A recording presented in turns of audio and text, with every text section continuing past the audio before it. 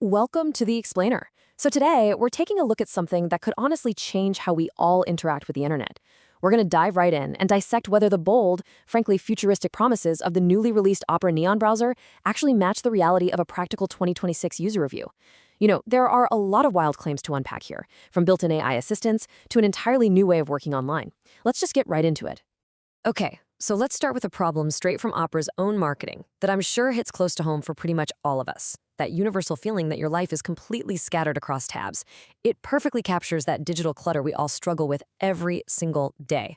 We were promised technology would save us time, right? But instead, it kind of feels like it just stole our focus, leaving our work fragmented and our attention totally divided. Dashboards, calls, documents, it's a mess. With every search, every random guilty pleasure, and every work process scattered across endless, disorganized windows, we're all desperately searching for a way to get our focus back. We really want all that accumulated knowledge to work for us, instead of constantly feeling like we're drowning in an ocean of open tabs. Well, enter Opera Neon. Opera is branding this entirely new piece of software as a browser built to act. It's aiming to solve all that digital overwhelm by positioning itself as a true premium solution.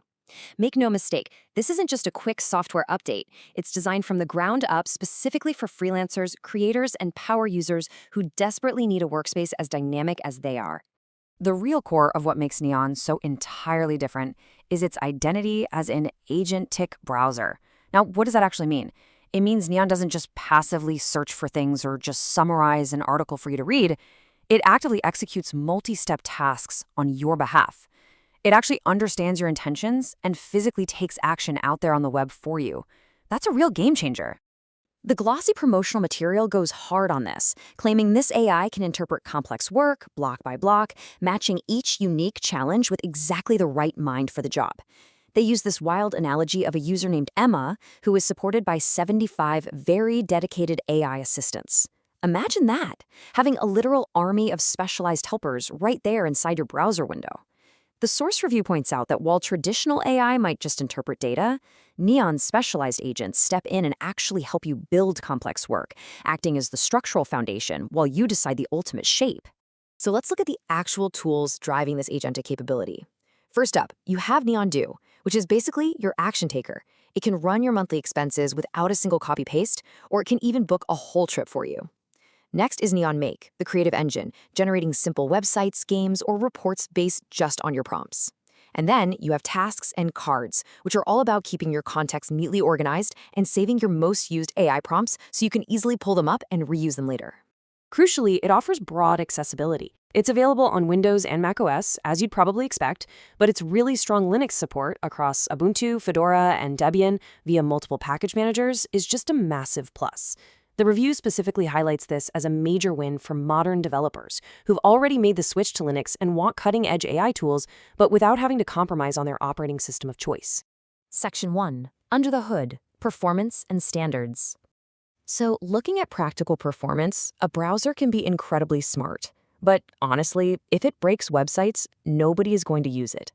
The crucial thing to know here is that since Neon is built on Chromium, which is the exact same foundation as Google Chrome, it inherits that incredibly strong W3C compatibility.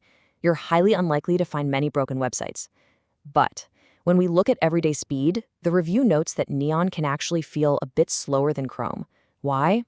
Well, because you constantly have that heavy, complex AI layer chugging along in the background. Let's take that comparison a step further. When placing Opera Neon side by side with Firefox, a really clear trade-off emerges. Firefox, running its independent Gecko engine, often feels much lighter and uses significantly less RAM, especially if you're the type of person who leaves dozens of tabs open at once. Neon, conversely, needs a lot more RAM to power those 75 dedicated AI agents.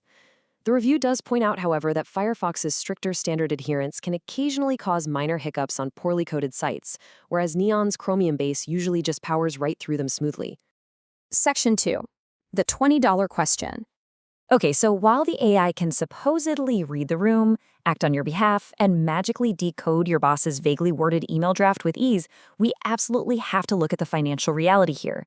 Access to this agentic browser is going to cost you nearly $20 every single month. That is a massive paradigm shift from the completely free browsers we've all been using for decades.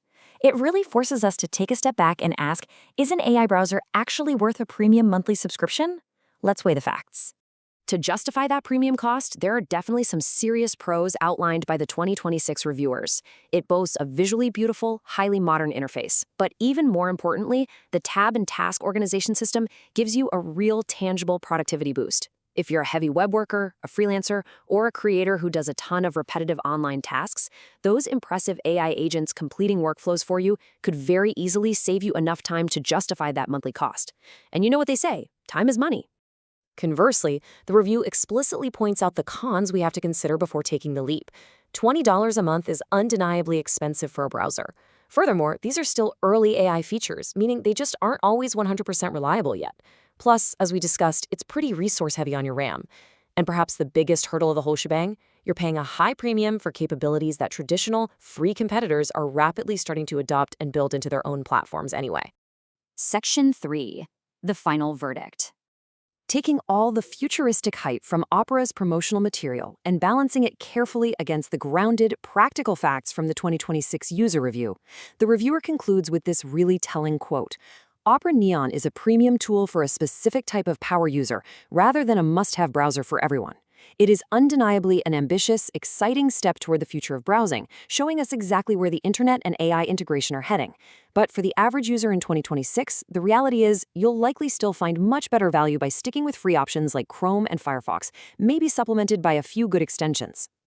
So, as we wrap up this explainer, I really want you to consider your own daily workflow. Is regaining your digital focus, having an army of AI assistants to do your busy work, and finally organizing your scattered digital life worth a premium $20 monthly subscription to you?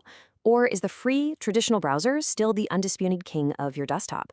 It's a fascinating question to ponder as we move into this wild, new era of agentic tech. Thank you so much for joining me to explore this, and keep learning.